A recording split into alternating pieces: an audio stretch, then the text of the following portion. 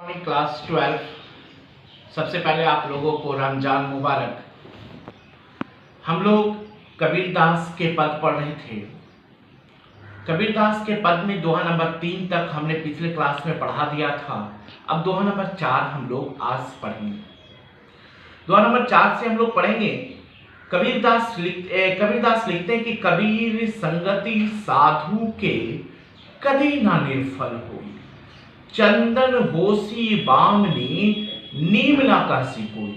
कबीरदास का कहना है कि साधु की संगति कभी भी व्यर्थ नहीं जाता। साधु का मतलब होता है ज्ञानी, सज्जन, जो अच्छे व्यक्ति होते हैं, जो ज्ञानी व्यक्ति होते हैं, जो विद्वान व्यक्ति होते हैं, उनके साथ बैठना मतलब उनके संगति में रहना कभी भी बेकार नहीं जाता, व्यर्थ नहीं होता।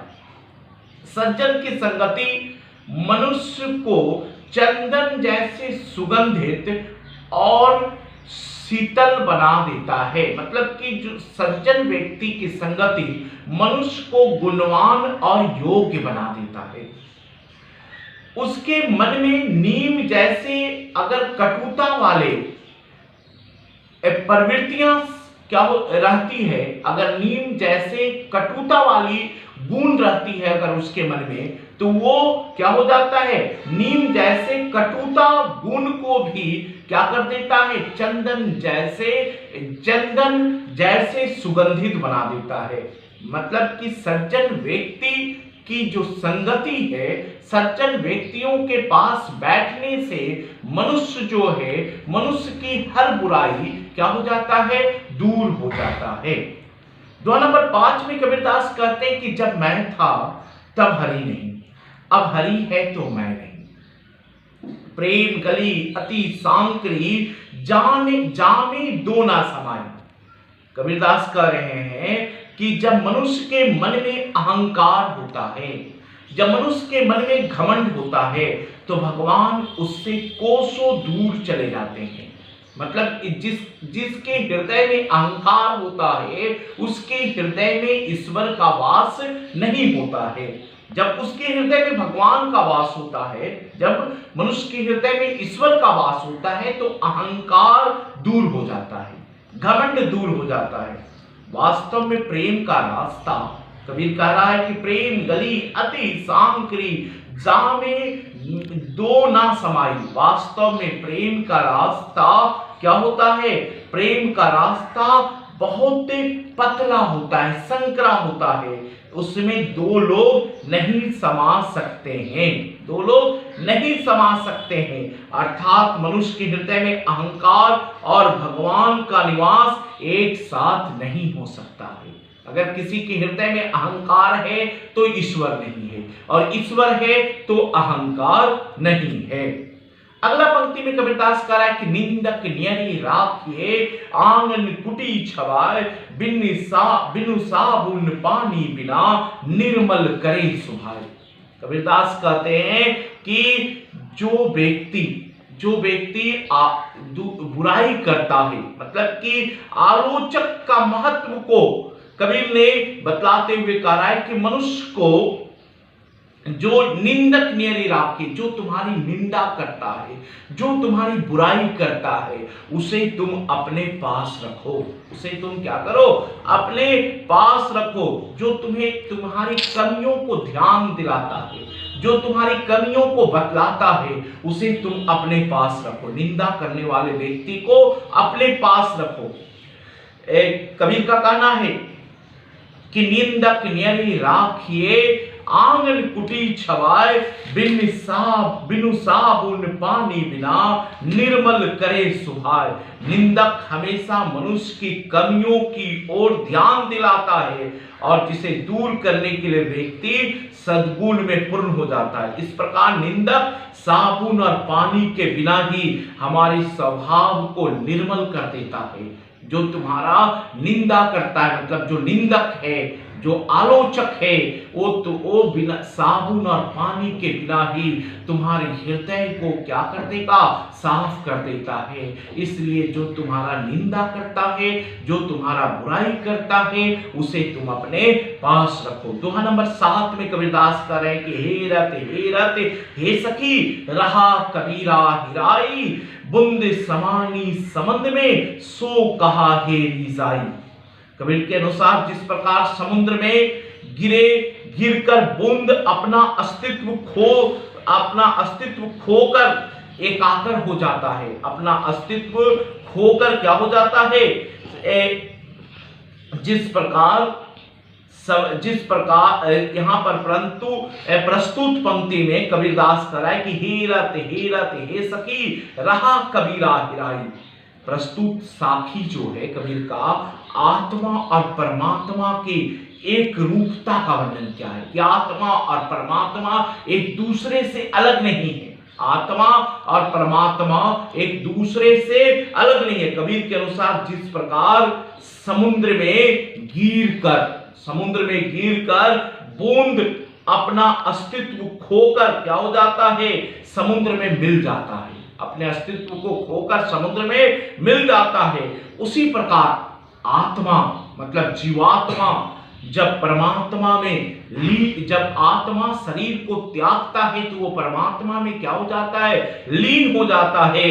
अब उसको खोजना, अब उसको अलग करना, अब उसको पृथक करना क्या हो जाता है, मुश्किल हो जाता है। मतलब अब वो पृथक नहीं किया जा सकता। जिस तरह समुद्र में अगर पानी के बूंद अगर गिर जाए, अगर उस पानी के बूंद को अगर हम अलग करना चाहते हैं तो अलग नहीं हो सकता। उसी तरह जब शरीर में से आत्मा निकल जाता है तो वो परमात्मा में समा जाता है और फिर हम उस आत्मा को अलग नहीं कर सकते हैं। यहां पर कबीर कह रहा है, नेक्स्ट पंक्ति में कबीर कहता है कि जल में कुंभ में जल, बाहिर भीतर पानी, फूटा कुंभ जल ही समान। ये तत् कथो ज्ञानी। मतलब कबीर यहां पर कह रहा है कि जल में कुंभ में जल, बाहिर भीतर पानी। प्रस्तुत साखी में ब्रह्मा एवं संसार की एक रूपता का चित्रण क्या है कवि ने, कि ईश्वर और संसार के एक रूपता का ये संपूर्ण नाम मतलब यहां पर कवि कह रहा है कि ये संपूर्ण नाम रूपात्मक जगत एक घड़े के समान है।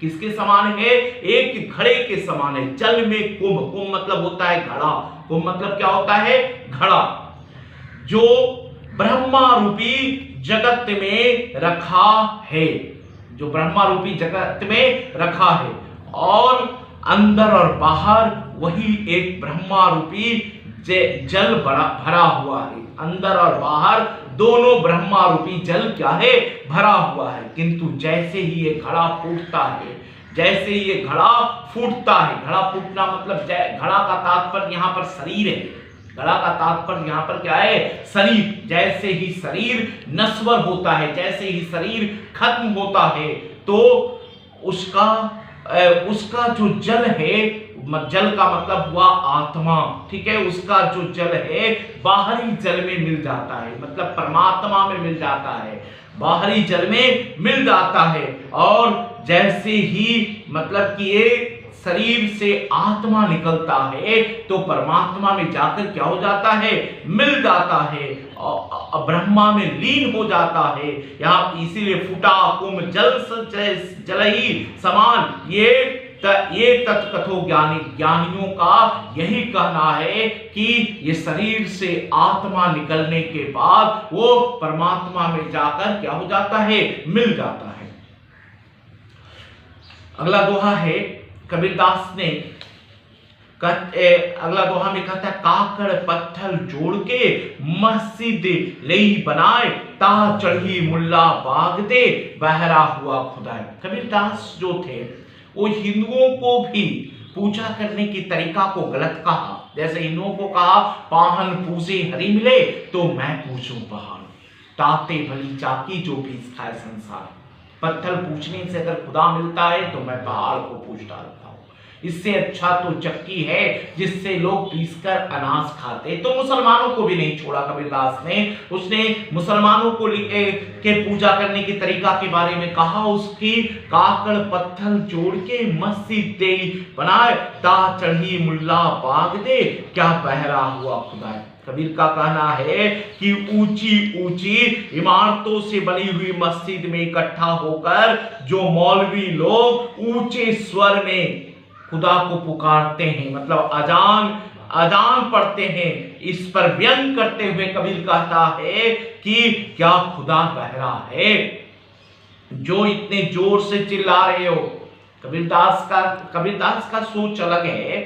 कबीरदास ने सोचा कि हम ईश्वर को पुकार रहे हैं। ये नहीं है, ईश्वर को हम अजान में पुकारते नहीं है, हम अजान में इंसानों को बुलाते हैं, है ना। अल्लाहु अकबर, हैया अला सलाह, हैया अला फलाह, आओ नमाज की ओर, आओ नमाज की ओर। लेकिन ये कबीर का सोच है। तो कबीर जो कहा है उसको पढ़िए आप। कबीर ने कहा कि काकड़ पत्थर जोड़ के मस्जिद दिया तू चुनाए, ताके ता चढ़ी मुल्ला बाग दे, पहरा हुआ खुदा। कबीर जो लिखा है कि जो तुम कंकड़ पत्थर जोड़ के तुम मस्जिद बनाया और तुम जो ऊंचे आवाज में जो खुदा को पुकारते हो, खुदा क्या बहरा है?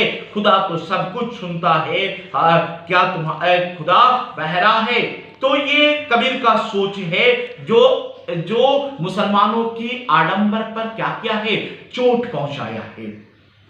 आगे पंक्ति में देखिए, हम देखत जग जात है, जग देखत हम जाए। लास्ट पंक्ति है। उसके बाद हम लोग कबीर के पद को नेक्स्ट क्लास में पढ़ेंगे।